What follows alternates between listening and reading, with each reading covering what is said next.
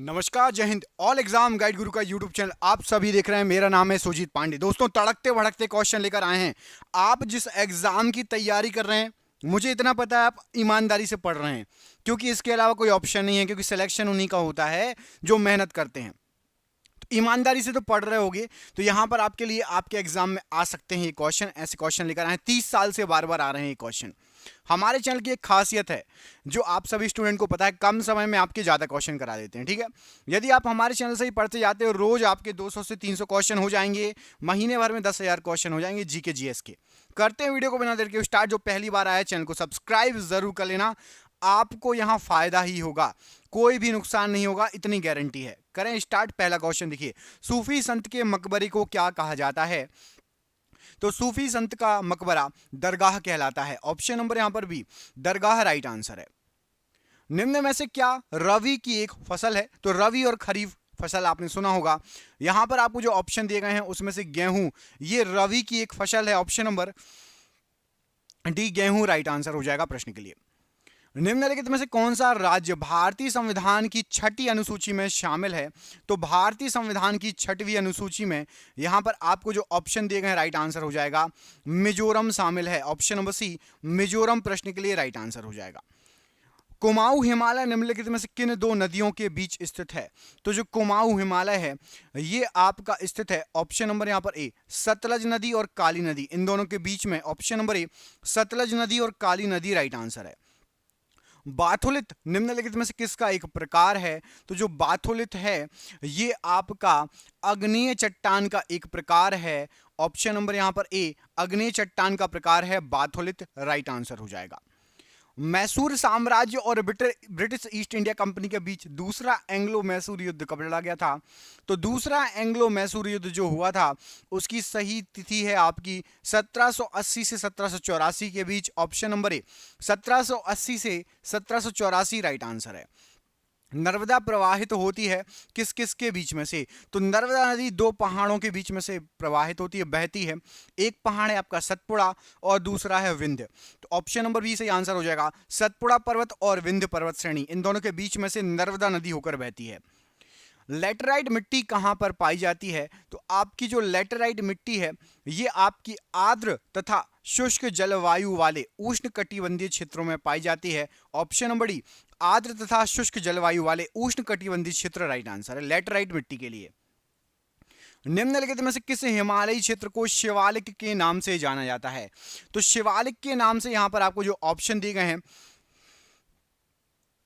बाह्य हिमालय को शिवालिक कहा जाता है। ऑप्शन नंबर डी, बाह्य जो हिमालय है उसको शिवालिक के नाम से जाना जाता है, प्रसिद्ध है। भारत के सबसे पुराने पहाड़ इनमें से कौन से कहलाते हैं? तो भारत का सबसे पुराना पहाड़ कहलाता है आपका, यहां पर जो ऑप्शन दिए गए हैं, अरावली पर्वतमाला। अब आपको कमेंट करके बताना है अरावली पर्वतमाला अवशिष्ट पर्वत है या वलित पर्वत है। अवशिष्ट पर्वत है अरावली पर्वतमाला या वलित पर्वत है? दो ऑप्शन दे रहा हूं, दोनों में से एक आंसर सही है। कमेंट बॉक्स में कमेंट करके बताइए। दोस्तों, आपको क्वेश्चन देख के कैसा लग रहा है? ऐसे ही क्वेश्चन आपके एग्जाम में ये आएंगे। हमने ऐसे ही 10,000 क्वेश्चन इकट्ठे कर लिए हैं। क्वेश्चन बहुत ही शानदार हैं। पीडीएफ बना ली गई है और पीडीएफ हर किसी को व्हाट्सएप पर मिल जाएगी। आप में से जो नया है उसको भी व्हाट्सएप पर ये पीडीएफ मिल जाएगी। आप में से जो पुराना है उसको भी व्हाट्सएप पर 10,000 जीके जीएस के एमसीक्यू की पीडीएफ मिल जाएगी। और ये पीडीएफ 300 रुपए की है। कितने रुपए की है? 300 रुपए की। लेकिन एग्जाम चल रहा है तो आप सभी के लिए एक धमाका ऑफर। 300 रुपए की पीडीएफ सिर्फ 99 रुपए में मिलेगी और ये कुछ दिनों के लिए ही आपका ऑफर है। जिसको पीडीएफ चाहिए व्हाट्सएप पर, फोन पे, गूगल पे, पेटीएम से आप पेमेंट कर सकते हो। नीचे आपको नंबर दिख रहा होगा, इस पे व्हाट्सएप पर आप बात कर लो और पीडीएफ जरूर ले लेना। आपके एग्जाम में फंसने के चांसेस रहेंगे। 10,000 जीके जीएस के क्वेश्चन है। जिसको भी पीडीएफ चाहिए 300 रुपए की पीडीएफ 99 रुपए मिल रही है। नीचे दिए गए नंबर पर संपर्क कर लेना। अगला क्वेश्चन देखिए, जीएसटी काउंसिल की अध्यक्षता इनमें से कौन करता है? तो जो जीएसटी काउंसिल होती है उसकी अध्यक्षता केंद्रीय वित्त मंत्री करते हैं। ऑप्शन नंबर यहां पर भी केंद्रीय वित्त मंत्री राइट आंसर है। भारत में किस नदी को दिहांग भी कहा जाता है? तो भारत में आपकी दिहांग नाम की जो नदी है, ब्रह्मपुत्र नदी को दिहांग नाम से भी जाना जाता है। असम में बोलते हैं। ऑप्शन नंबर ए, ब्रह्मपुत्र नदी को असम और अरुणाचल प्रदेश में कहीं कहीं दिहांग नदी भी बोलते हैं। डैश वह सूक्ष्माणु है जिसके पास कोई विद्युत आवेश नहीं होता। तो कोई भी विद्युत आवेश नहीं होगा यहाँ पर जो ऑप्शन दिए गए हैं न्यूट्रॉन के पास। न्यूट्रॉन न्यूट्रल होता है, कोई विद्युत आवेश नहीं होता। भारत में लाल मिट्टी सामान्यतः कौन से क्षेत्र में पाई जाती है? तो भारत के अंदर जो लाल मिट्टी पाई जाती है ये सामान्यतः आपका दक्षिणी पठार के पूर्वी और दक्षिणी भाग में पाई जाती है। जो दक्षिण का पठार है उसके पूर्वी और दक्षिणी भाग में सामान्यतः लाल मिट्टी पाई जाती है। राजाजी राष्ट्रीय पार्क एक प्राकृतिक आवास है इनमें से किसका? तो राजाजी राष्ट्रीय पार्क ये आपका एशियाई हाथियों का एक प्राकृतिक आवास है। ऑप्शन नंबर यहां पर भी एशियाई हाथी राइट आंसर है। पत्रिका केसरी की शुरुआत किसने की थी? तो केसरी नामक जो पत्रिका थी इसकी शुरुआत की थी बाल गंगाधर तिलक जी ने। ऑप्शन नंबर यहां पर बाल गंगाधर तिलक जी राइट आंसर है।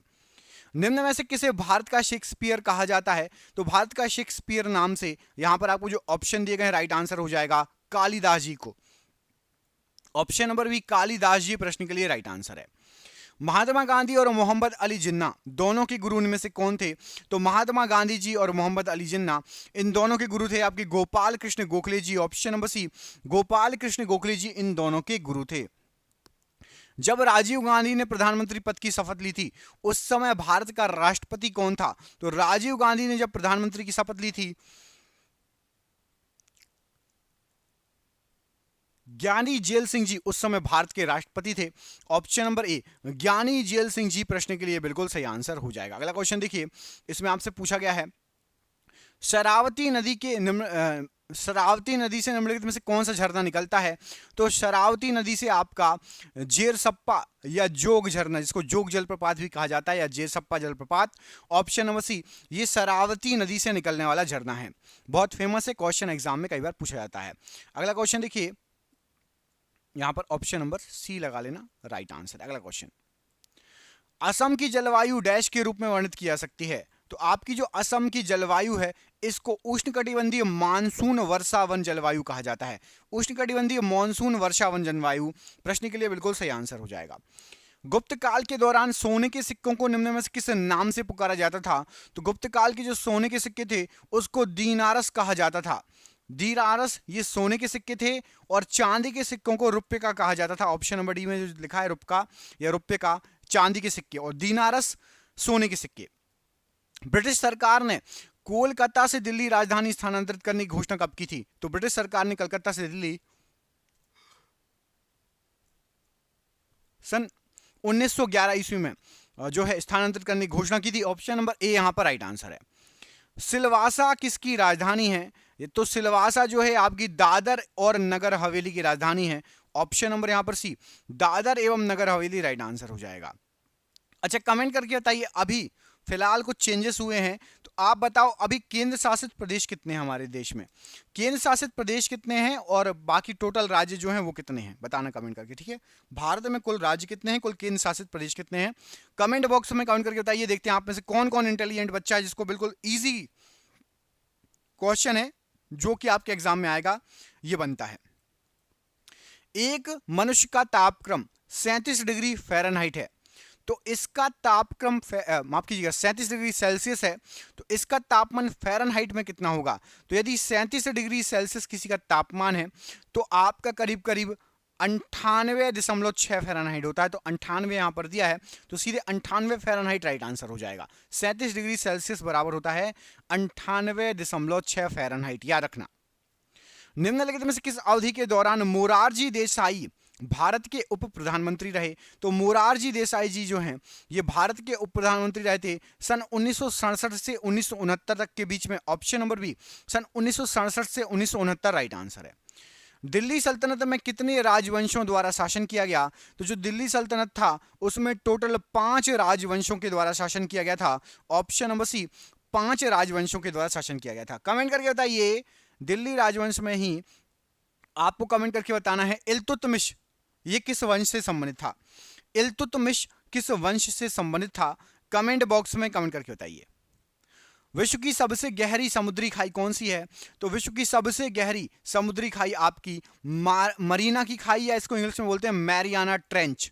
मैरियाना ट्रेंच आए तो भी टिक लगा लेना, मरीना की खाई आए तो भी टिक लगा लेना। ये कहां पर है? तो ये प्रशांत महासागर में है, याद रखना। ये क्वेश्चन भी एग्जाम में कई बार पूछा जा चुका है। भारत के निम्न राष्ट्रपतियों में से कौन केंद्रीय श्रम मंत्री के पद पर भी रहे हैं? तो यहां पर आपको जो राष्ट्रपति दिए हैं उसमें से आपके वीवी गिरी जी ये केंद्रीय श्रम मंत्री के पद पर भी रहे हैं। ऑप्शन नंबर सी यहां पर राइट आंसर है। हवाई जहाज में फाउंटेन पेन से स्याही बाहर निकल आती है, ऐसा क्यों होता है? तो हवाई जहाज में आप फाउंटेन पेन लेके जाएंगे तो क्या होगा, ऊंचाई बढ़ने पर वायु दाब प्रेशर कम हो जाएगा, जिससे स्याही है वो पेन के पीछे से बाहर निकल आएगी। ऑप्शन नंबर ए, वायु दाब में कमी हो जाती है ऊंचाई बढ़ने पर। वर्ष 2011 जनगणना के अनुसार केरल में लिंगानुपात क्या था? तो 2011 की जनगणना के अनुसार केरल में लिंगानुपात था आपका 1084। ऑप्शन नंबर ए 1084, 1000 पुरुषों पर 1084 महिलाएं थी। ऑप्शन नंबर ए यहां पर राइट आंसर है।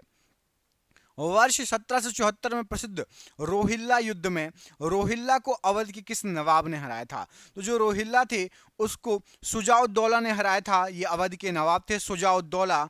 ऑप्शन नंबर बी यहां पर सुजाउद्दौला राइट आंसर है। तमिलनाडु में कुडनकुलम परमाणु ऊर्जा संयंत्र किसके सहयोग से स्थापित किया गया है? तो कुडनकुलम परमाणु संयंत्र है ये रूस के सहयोग से स्थापित है। Option number D right answer है। अमराबाद टाइगर रिजर्व किस राज्य में पड़ता है?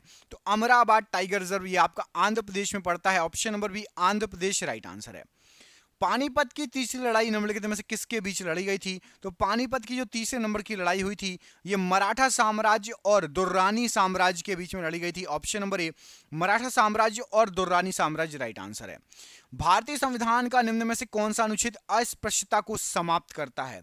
तो भारतीय संविधान का आपका अनुच्छेद 17 जो है ये अस्पृश्यता को समाप्त करता है। ऑप्शन नंबर सी अनुच्छेद 17 राइट आंसर है प्रश्न के लिए।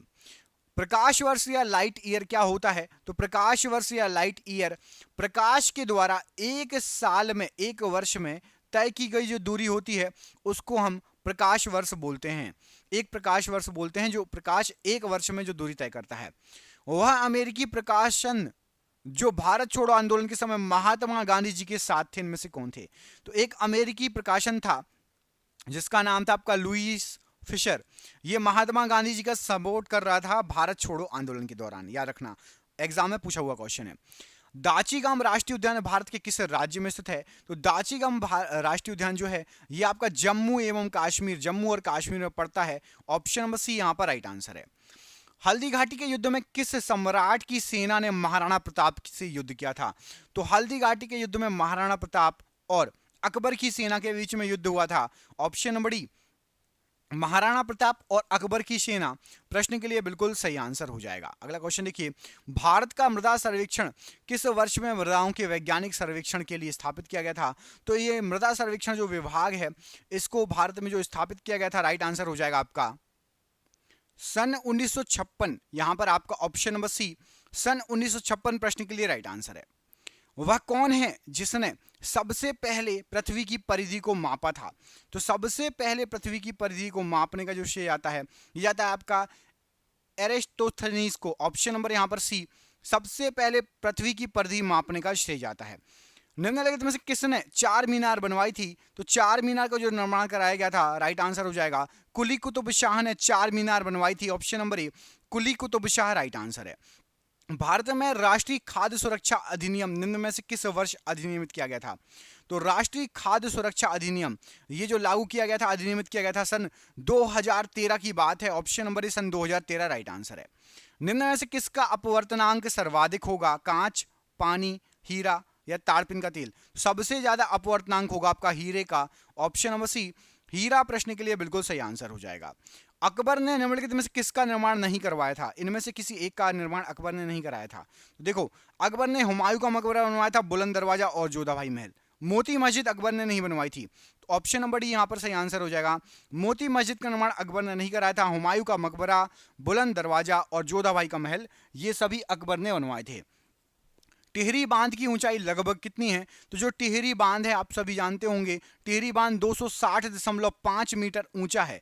Option number C 260.5 meter right answer हो जाएगा। कमेंट करके बताइए टिहरी बांध किस राज्य में बना है और किस नदी पर बना है? टिहरी बांध किस राज्य में और किस नदी पर बना है? कमेंट बॉक्स में कमेंट करके बताइए। देखते हैं आप में से किस किस को इसका आंसर पता है। कमेंट करो जल्दी फटाफट। प्रतापगढ़ की लड़ाई में छत्रपति शिवाजी द्वारा निम्नलिखित में से कौन मारा गया था? तो प्रतापगढ़ की लड़ाई में छत्रपति शिवाजी ने अफजल खान को मार गिराया था। Option number B Afzal Khan प्रश्न के लिए बिल्कुल सही आंसर हो जाएगा। भूकंप तरंगों को किस उपकरण यंत्र द्वारा रिकॉर्ड किया जाता है? तो भूकंप तरंग जो होती हैं उसको हम रिकॉर्ड करते हैं आपका सीस्मोग्राफ, जिसको हिंदी में बोलते हैं भूकंप सूचक यंत्र, सीस्मोग्राफ में रिकॉर्ड करते हैं। अगला क्वेश्चन देखिए। अगले क्वेश्चन में क्या पूछा गया है आपसे कि आकार के अनुसार शुक्र का हमारे सौर मंडल में कौन सा स्थान है? तो आकार के अनुसार देखेंगे तो जो शुक्र ग्रह है उसका 6वां स्थान है। ऑप्शन नंबर बी 6वां स्थान प्रश्न के लिए बिल्कुल सही आंसर हो जाएगा। मुगल काल में संस्कृत से फारसी में अनुदित महाभारत को किस नाम से जाना जाता है? तो मुगल काल में आपका संस्कृत से फारसी में अनुवाद जो महाभारत का हुआ था उसको कहा जाता है रज़्मनामा। ऑप्शन नंबर सी रज़्मनामा प्रश्न के लिए राइट आंसर है। निम्न में से कौन सा राज्य वर्ष 2000 में बनाया गया था? वर्ष 2000 में इनमें से किस राज्य का निर्माण हुआ था? तो राइट आंसर क्या हो जाएगा प्रश्न के लिए आपका? ऑप्शन नंबर बी उत्तराखंड राज्य ये वर्ष 2000 में बना था। उत्तराखंड राज्य किस राज्य से अलग होकर बना था? आप में से कौन बता सकता है? कमेंट बॉक्स में कमेंट करके बताइए कि किस राज्य से अलग होकर उत्तराखंड राज्य का निर्माण हुआ था। टॉर्च बल्ब विद्युत धारा के किस प्रभाव पर आधारित है? तो टॉर्च बल्ब विद्युत धारा के ऊष्मीय प्रभाव पर आधारित है। ऑप्शन नंबर ए ऊष्मीय प्रभाव राइट आंसर है। भारत रत्न सबसे पहले किसको मिला? तो सबसे पहले भारत रत्न जो मिला है वो डॉक्टर सीवी रमन जी को मिला है। Option number B doctor C V Raman ji को सबसे पहले भारत रत्न मिला है। अगला क्वेश्चन देखिए। कितने भारतीय राज्यों की सीमाएं भूटान की सीमा से लगती हैं? भूटान की सीमा से कितने भारतीय राज्य लगते हैं? तो भूटान की सीमा से हमारे टोटल 4 राज्य लगते हैं। यहां पर आपका ऑप्शन नंबर सी भूटान की सीमा से 4 राज्य लगते हैं। असम, अरुणाचल प्रदेश, पश्चिम बंगाल और सिक्किम ये चारों राज्य लगते हैं भूटान की सीमा से। भारत में चट्टानों को काटकर बनाई गई सबसे पुरानी बची हुई बराबर गुफाएं निम्न में से किस काल की हैं? तो चट्टान को काटकर बनाई गई जो गुफाएं हैं ये आपकी हैं। ऑप्शन नंबर यहां पर ए मौर्य साम्राज्य के काल की। ऑप्शन नंबर ए मौर्य साम्राज्य के काल की राइट आंसर है। कुमाऊं हिमालय निम्नलिखित में से किन 2 नदियों के बीच स्थित है? तो आपका जो कुमाऊं हिमालय है ये पड़ता है 2 नदियों के बीच में। एक तो है सतलज नदी और काली नदी। सबसे पहला क्वेश्चन था इस वीडियो का, ये करा चुका हूं। सतलज नदी और काली नदी के बीच में। कान्हा टाइगर रिजर्व किस राज्य में पड़ता है? तो Kanha tiger reserve right answer हो जाएगा मध्य प्रदेश में है Kanha tiger reserve. Option number D Madhya Pradesh right answer है। गौतम बुद्ध का जन्म कहां पर हुआ था? तो गौतम बुद्ध जी का जन्म हुआ था राइट आंसर हो जाएगा आपका लुम्बिनी में। ऑप्शन नंबर डी लुम्बिनी में जो है गौतम बुद्ध जी का जन्म हुआ था। जून 2020 तक भारतीय संविधान की प्रस्तावना में कितनी बार संशोधन हुआ है? तो जून 2020 तक जो भारतीय संविधान की प्रस्तावना है उसमें केवल 1 बार संशोधन हुआ है। ऑप्शन नंबर यहां पर डी केवल 1 बार संशोधन किया गया है। शीतलन विधि जो स्कूटर में प्रयोग की जाती है कौन सी होती है? कैसे कूलिंग होती है? तो स्कूटर और मोटरसाइकिल इन दोनों में हवा के द्वारा हम गाड़ी चलाते हैं और जो गाड़ी में हवा लगती है ना उसके द्वारा इंजन ठंडा होता है। ऑप्शन नंबर बी वायु शीतलन राइट आंसर है। पंचमार्क सिक्का कहां चलता था? तो आपका जो पंचमार्क सिक्का था ये चलता था मौर्य काल के समय। ऑप्शन नंबर सी मौर्य काल के समय पंचमार्क सिक्का चलता था। दूध सागर झरना इनमें से किस राज्य में स्थित है? तो आपका जो दूध सागर झरना है ये स्थित है गोवा में। ऑप्शन नंबर डी गोवा राज्य में स्थित है आपका दूध सागर झरना। निम्नलिखित में से किस राजा के शासनकाल के दौरान चीनी यात्री जुआन जेंग भारत आया था?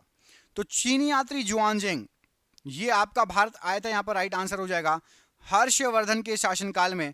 ऑप्शन नंबर सी हर्षवर्धन के समय चीनी यात्री जो जुआंग जेंग है वो आपका भारत आया था। अगला क्वेश्चन देखिए इसमें आपसे क्या पूछा गया है। लेटराइट मिट्टी में प्रचुर मात्रा में क्या पाया जाता है?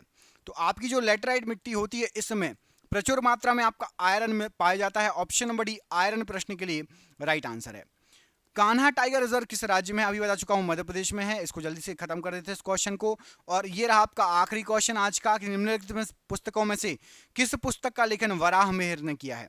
इनमें से कौन सी पुस्तक वराह मिहिर ने लिखी है? तो यहां पर राइट आंसर हो जाएगा वराह मिहिर के द्वारा लिखी गई है आपकी वृहद संहिता।